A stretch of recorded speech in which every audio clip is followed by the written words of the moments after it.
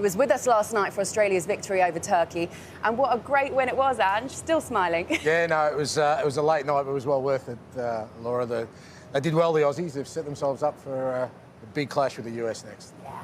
We're going to lean on a lot of your experience in this game as well, because not only have you played against Australia with your team, against Japan, sorry, with your team Australia, but you've also managed as well in the J-League. Tell me a little bit about your experiences playing against them and also in Japan. Yeah, I know Japanese football really well, and a lot of the players we'll see tonight, the majority got their starts in the J-League where I was managing. And look, I've always rated Japanese football really highly. I think I kind of once made a statement, if ever a country outside of Europe and South America do actually win a World Cup, you know, they'd be one of the ones I'd be looking at because of the progress they've made.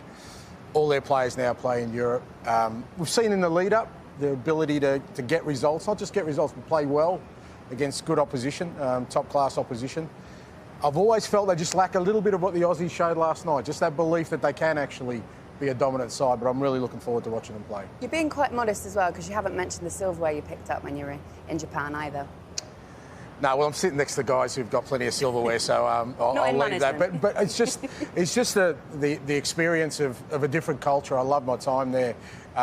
You know, you kind of, I believe, you grow as a person when you experience different cultures, and I did happen to have a little bit of success there, and a couple of players, Kubo and Daisen Maeda were part of that group that I managed back then, so it's great to see their progress. Ange, what is it on the belief side that you think they lack? Is that as a nation or just this particular team? I think as a nation, I think they see themselves as a developing nation. They've had a real clear plan about what they want to do. They've got this famous 100-year vision for their football that they're following meticulously. And I always said, look, you know what, you're not at year 20, you're at year 60.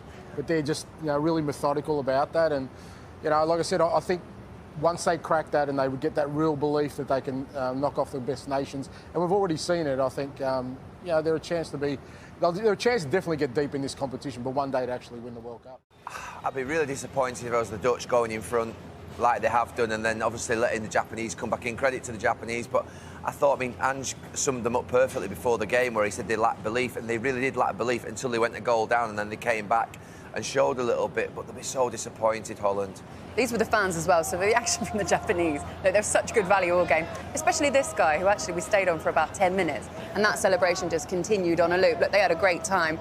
Ultimately, for Japan, this must be a great result for them to get through this game. Fantastic from Japan's point of view. Ange just mentioned there, obviously maybe lacking belief, but towards the end it was the Dutch. You know, when they got themselves in that winning position, and then start making defensive changes, and then of course on the set piece. So Japan will be delighted with that. But look, all credit to them, as much as I felt Holland were always seemed to be in control of the game. But you stay in the game, you keep the fight. There's always just one goal in it. So we take our hats off to Japan, but it'll be the Dutch who'll be frustrated. Japan will be delighted with that draw. On that set piece, sometimes I've been in defences where you've got a dominant centre-back or you've got a dominant goalkeeper, and when they go for it, everyone else stops just imagining, thinking they're going to deal with it. Van Dijk goes for it, and once he misses it, Van Hekken should be a lot closer to him, and the keeper should do better. It's a big mistake. The keeper should save it. When the keeper gets a hand to it like that, the keeper's got to do better. Do you agree with what Ange was saying there about the Dutch's tactical change? Yeah. I think when you get yourself, when you're 2-1 up and you're obviously a very, very good team, it's not as if they're under huge pressure. So you're worried there's sometimes your coach is trying to be too clever. But when you're 2-1 up, they had opportunities to go and finish the game off. And as we know, we've watched enough football over the years. When there's one goal in it, at this level, you're always in with a chance, as much as the Dutch were in control.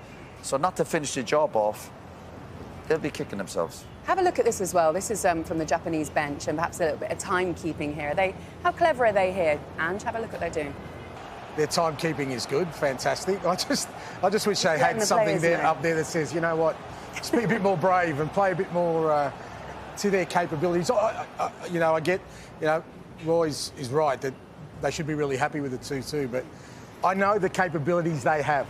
They can win these games by playing with a little bit more courage. Gary, ever, when you were in the coaching teams or management, do you ever have the urge to write down exactly what minute, just to guide the players exactly where they are in the game? No, that wasn't a tactic that I deployed.